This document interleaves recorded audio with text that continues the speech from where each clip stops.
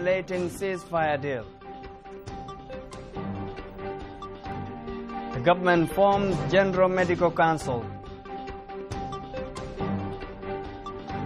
And remains of a 58-year-old woman found in Juba after 3 years since her disappearance. Hello and welcome to South Sudan Television. Wherever you have tuned in, we are coming to you live from Juba with the latest news from around the country. My name is Garang John. The government has condemned Riek Machar rebel group for violating ceasefire deal, citing swift response should they continue attacking government positions mainly in Jonglei, Unity and Upper Nile states, respectively. According to the Minister of Information and Broadcasting, Michael Makwe, who spoke to South Sudan Television after the cabinet meeting in Juba, as Rejoice to your Samsa report, the President briefed the cabinet on his recent foreign trips.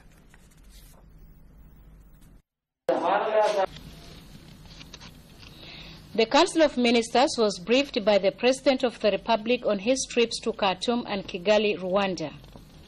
In a press statement after the meeting, the official government spokesperson and Minister of Information and Broadcasting, Honorable Michael Makwelweth, said President Kiir and his Sudanese counterpart, Omar Hassan Ahmed al-Bashir, discussed the implementation of the 9 cooperation agreements signed in 2012 between the two countries. In the outcome of the meeting, it was agreed that river and railway transport could now start operating between South Sudan and Sudan. While in Kigali, the President attended the commemoration of the 20th anniversary of the 1994 Rwanda genocide. President Kiir also discussed with his Rwandan counterpart Paul Kagame security situation in South Sudan, among other issues. The President, who also had a trip to Uganda, discussed with the Ugandan President Yoweri Kaguta Museveni the current political crisis in the country.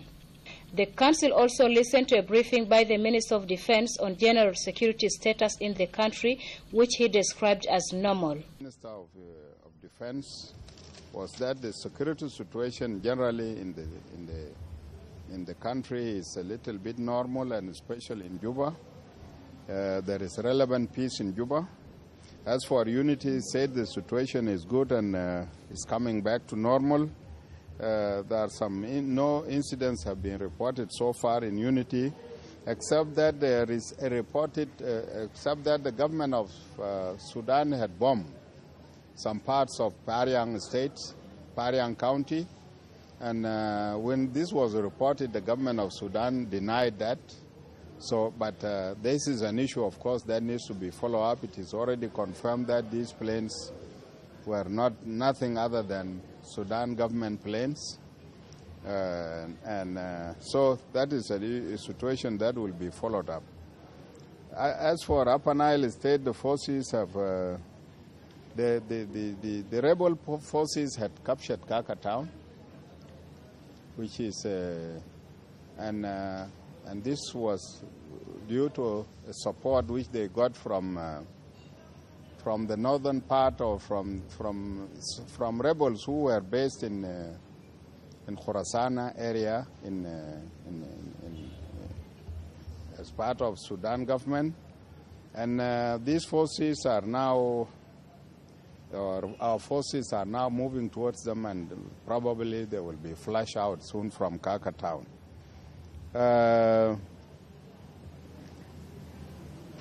Our forces have also earlier recaptured Tonga from the rebels, and this, of course, if you remember very well, Tonga, when we signed the cessation of hostilities, Tonga was in the hands of the government, but the rebels decided to attack Tonga after the signing of the cessation of hostilities, and they captured it from the government forces. At present, our forces have recaptured it, and this is in accordance with the terms of the agreement. The agreement says when we sign the cessation of hostilities, anybody who was in possession of that town or that area continues to possess it.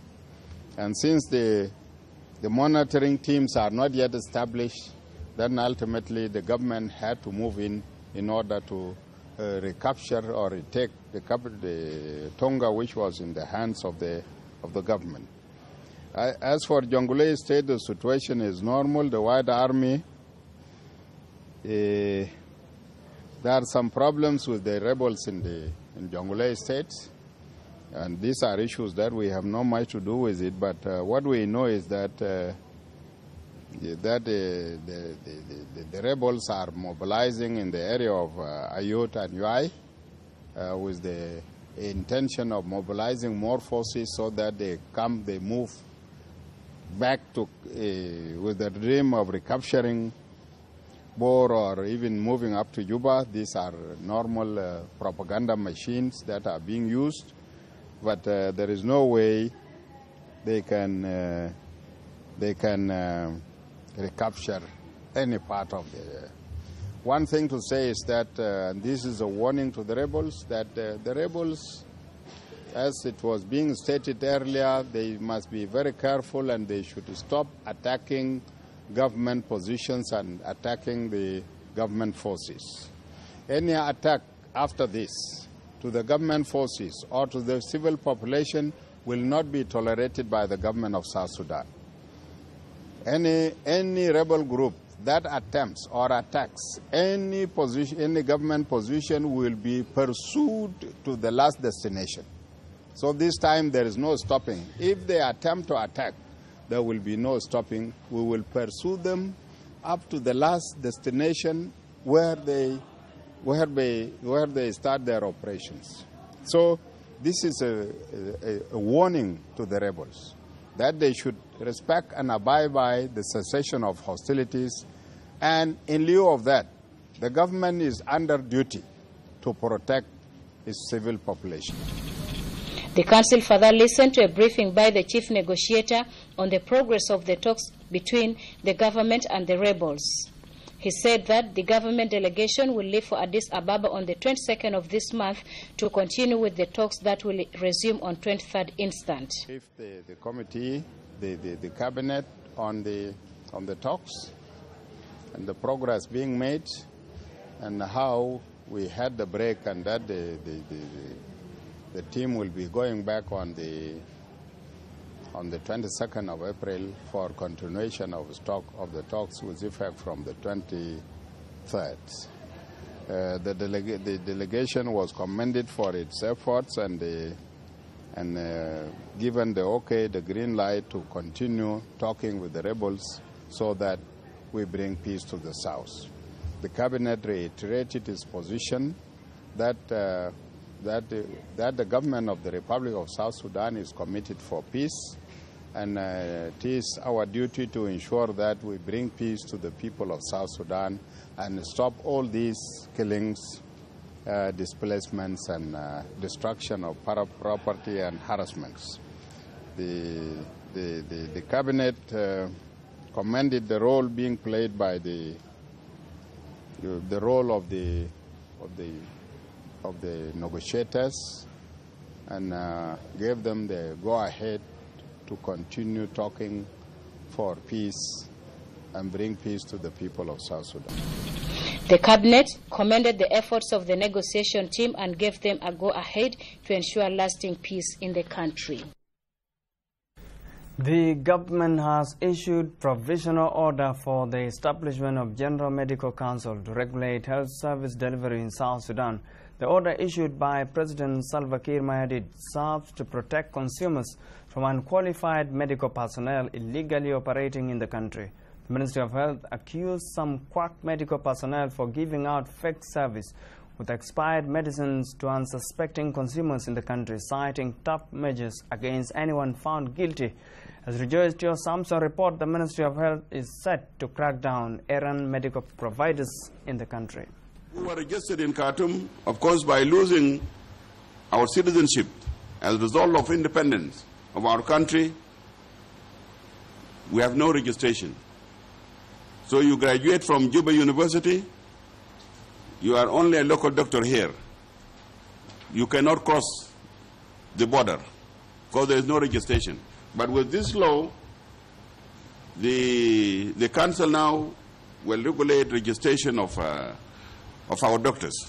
In its endeavor to improve medical service delivery across South Sudan, the government has issued provisional order for the establishment of General Medical Council in the country, raising alarm bell over the fate of various private medical outlets operating in the region.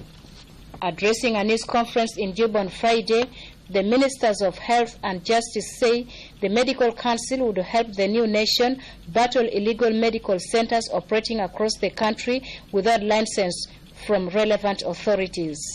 This special law is overdue because, as you all know, medical profession is one of the most sensitive and one of the most important profession in our modern life. It deals with the human being.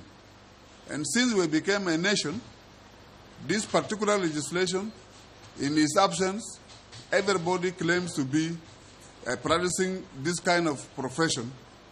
And the result we know, and some of you who are here from the medical background, you know better than me, that it has been abused. People have been exploited.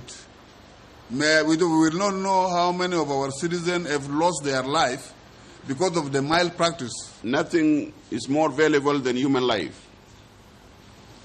And this bill is going to cater for the lives of our people in the Republic of South Sudan. The practice of medicine in South Sudan has no parallel in the world, because everybody have every right before signing of this law to claim any title and to practice any branch of medicine with impunity. According to the National Minister of Health, Dr. Riek Gai Kok, many private medical centers and herbalists operating in South Sudan never meet health regulation standards, and that the medical personnel working in the respective centers were not licensed to deliver the medical service to the people. There are some of these people who come through NGOs. The NGO, they just make contract with them in outside the country. They fly them in. You pass through Juba. You spend a night here in Juba. Tomorrow, you will appear in a will, doing his job. There is no work permit given to him or her by the relevant authorities in this country.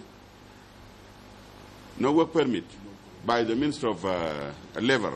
And Minister of Labor cannot give also a work permit without authentication from the Minister of Health that this person is truly a qualified medical personnel.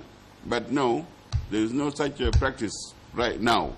But with the signing of this law, I think this is a gone case. So we'll assume we are starting afresh. Even those who are working in the NGOs, they are going to be regulated according to the provisions of this law. The formation of the General Medical Council, to be headed by the chairperson, would help the young nation avert fake medical service which may pose threat to human health across the country. Reporting for South Sudan Television, I'm Rejoice Tio Samson. A delegation comprising of members from the two parliament, representatives from government ministries and businessmen have conducted a press conference to enlighten the general public on the recent visit to Malakal. Tech Stephen has more on the story. Composed of national legislatures, ministries representatives and businessmen held a joint press conference at the Council of States Hall to enlighten the media and the general public about their recent one-day visit to Malakal town.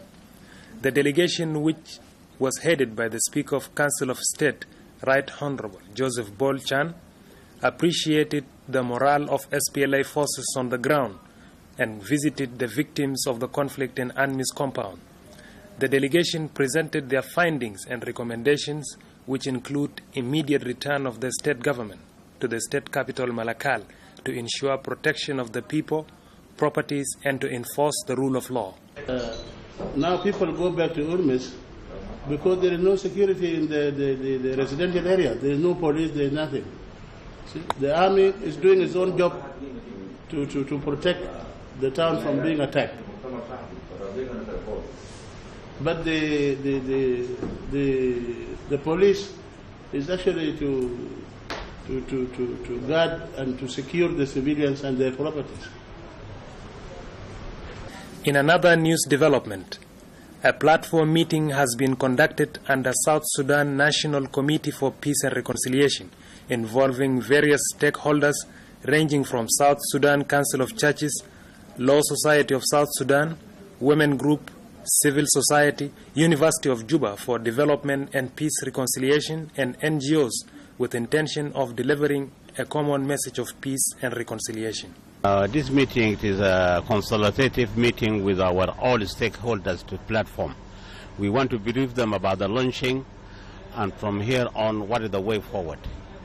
The meeting was attended by the chairperson of Peace and Reconciliation and Archbishop Dr. Daniel Dengbul, the chair of Committee for National Healing and Reconciliation, the stakeholders from the Women Union, from Civil Society Alliance, from the University of Juba Center for Development and Peace Studies, and plus then from other NGOs have attended the meeting. We discussed in length the way forward. And this way forward, we talk of how are we going to address the current situation. Because the most urgently is how to reach the principal, the two warring party, how to reach them and how to advise them that in regard to the suffering of the masses down. The new chief for the International Committee of the Red Cross, ICRC, in the country has pledged better service to uplift the faces of the people of South Sudan. Franz Rochestin, who is taking over from the outgoing country director for ICRC, Melka Mabek, made this remark in his meeting with the Minister of Foreign Affairs and International Cooperation, Dr. Barnaba Maria Benjamin, in Juba. The newly accredited ICRC chief to South Sudan vows to address the challenges facing the organization in the new nation, saying the mission has recruited more staff to address the looming humanitarian crisis.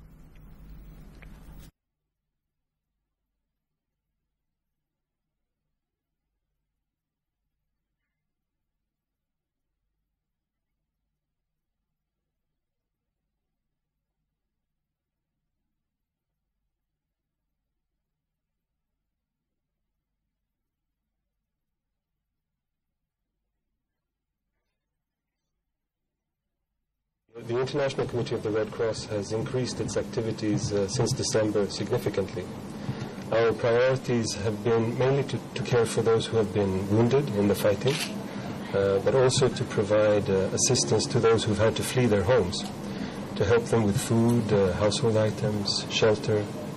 We're also, of course, engaging in other, we visit prisons and see that the detainees have what they need.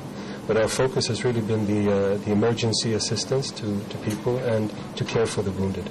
I would say that I'm very happy to be here. I know there are some big challenges lying ahead, but that I'm very willing and very motivated and energetic to address those issues together with my team, and also to work together with the authorities here in South Sudan and with the people of South Sudan especially to cover the humanitarian needs that have become quite important in the last. Residents of Wau in western Bahr el Ghazal state will now be drinking safe and clean water. Water pipes have been inaugurated by the State Ministry of Physical Infrastructure in Wau to help the local population. Addressing the ceremony in Wau, the Governor Rizek Zakaria Hassan appreciated the ministry for its achievement, urging the Urban Water Corporation to extend similar service to other parts of the state.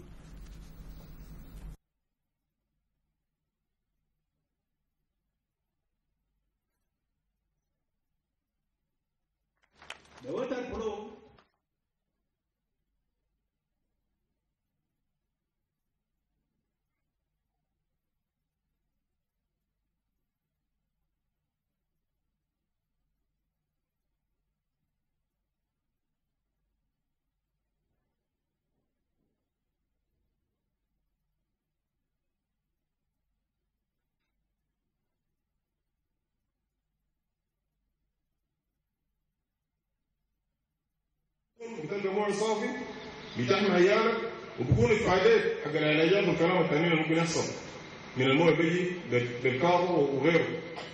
عشان كده نحن بننبسط من الحاجات العامه لان تعودنا على الملح، لكن في دور بتاعنا احنا لازم نعمله.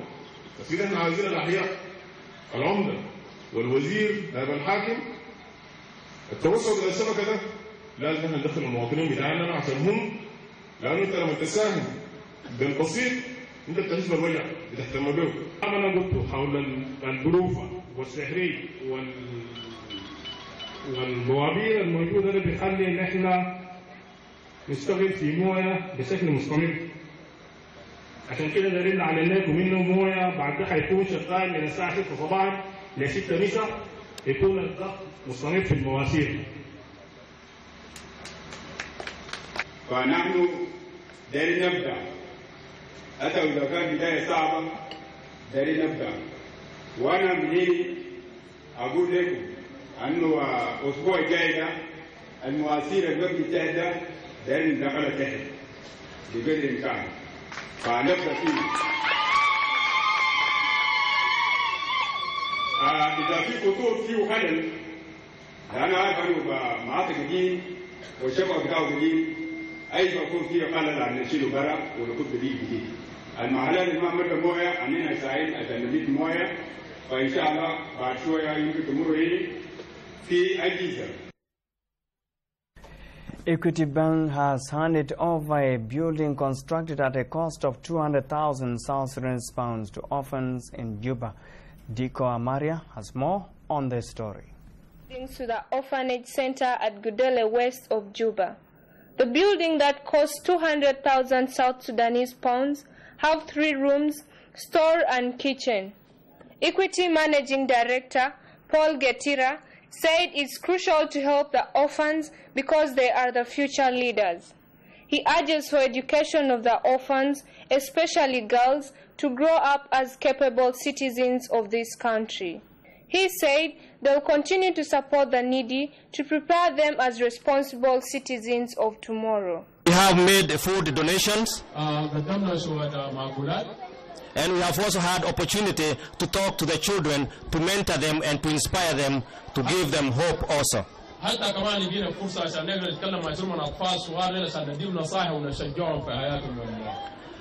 These are very many children, over 700 children, who do not have one parent or they don't have both parents. So they are seriously needy and vulnerable and they need to be supported. The needy children in their song say they are the light of the world, calling on the government and charitable organizations to provide them with the necessary basic needs.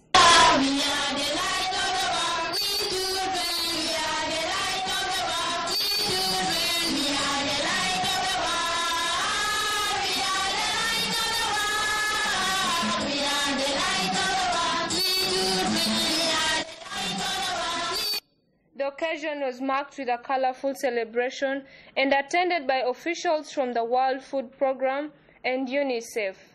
For SSTV News, I'm Diko Amaria. A secondary school in northern Bahr el Ghazal state has acquired a state-of-the-art laboratory to promote quality education in the region. The County Commissioner Grang Kwech officially opened the science laboratory set up at a Chak Foundation Secondary School in Awil West County. Our Rebecca reports. Quest for quality education is gaining momentum in South Sudan.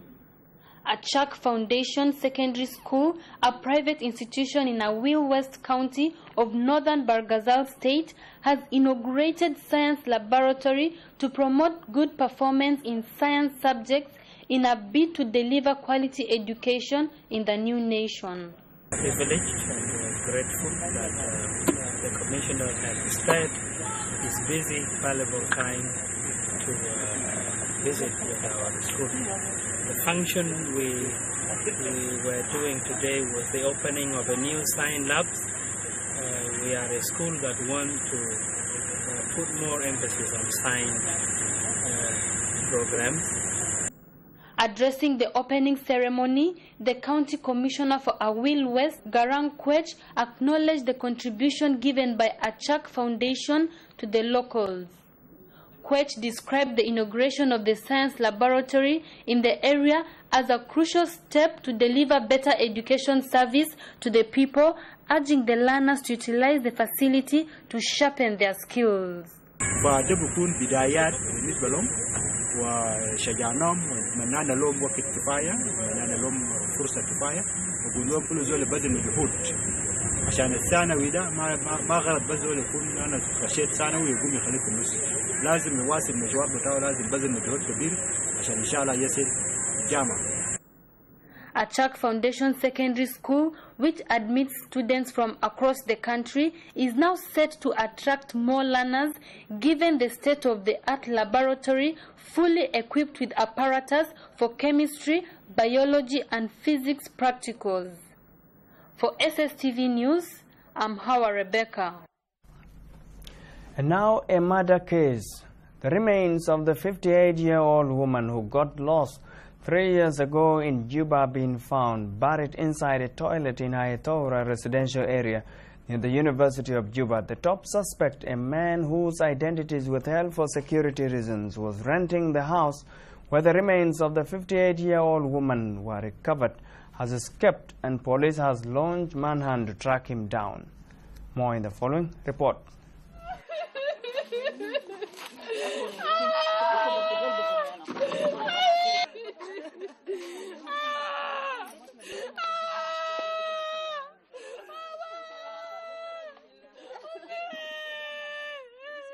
Abu Ras have been found buried in an abandoned toilet 3 years after she went missing under unknown circumstances.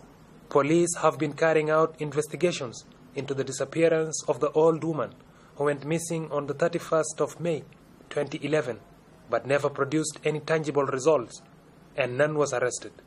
Police officer who spoke to SSTV at the mortuary in Juba Teaching Hospital says the current suspect was the last person to communicate with her on the phone before she disappeared.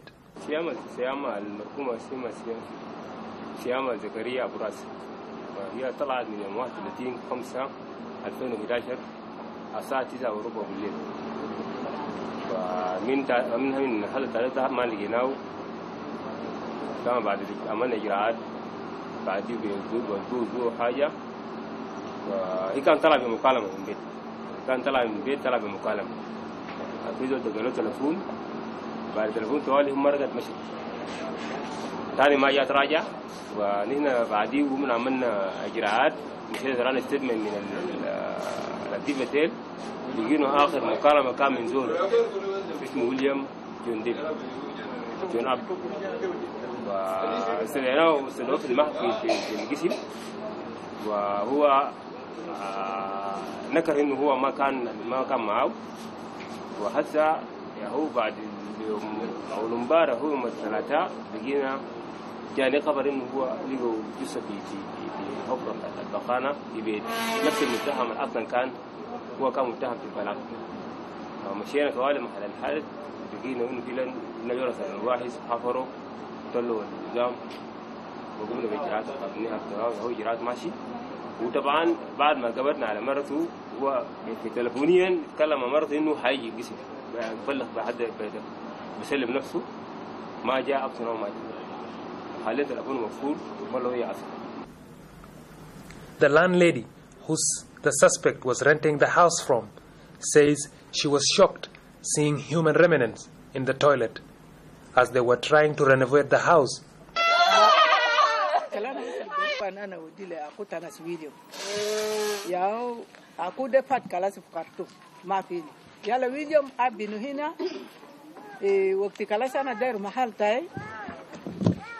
سلموا لي أنا محل أنا ما دير ويليام كليجا ويليام بات سيبوا أودا توهين أنا قال كلو جاب كلي ناس اللي جان ورلو كليجا فرت كوبيت برا وابا كليجا فرت كوبيت برا وابا بيت واقع برا فلتا يا وقت بيت واقع كمان أنا رجال لجان بس أنا بفرتك من ورلا أنا قال في فوق أباس أنا قال أباس مات قال كلاس فرتك أنا فرتك إيه يلا بكانا بقولوا بجيبين بعملوا كيف taban mara to mader gal keli pata bakana gale mon gale yake sunu nalde bamulana rijala fi mahal tai ana jo arfu hajato mon gale fi jua ana jo pata yala asan keli mon japata lana balagale hajato mon fi jua bakana ana kasuru wajade wodu yana kasuru bakana umon mawnis yaw geni sar wahidina ana gala etadana juliju falta yana li yala jawisul asan jaligo janazata mama de ana jibu yala asan ana muluro kuba khalas yade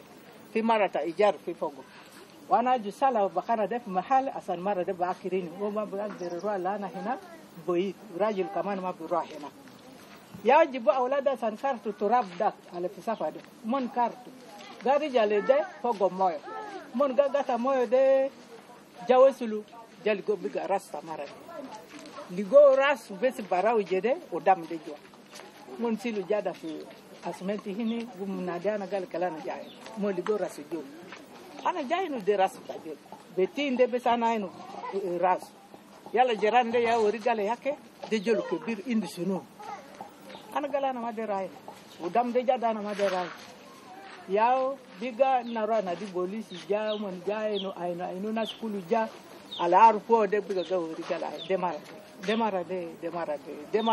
demara de la ti asia sabatan de kaman jede ya biga jako modu ti ajede odam to de siru ya fi dikaya hena kalam da akin je yani do ya mala hajede majul.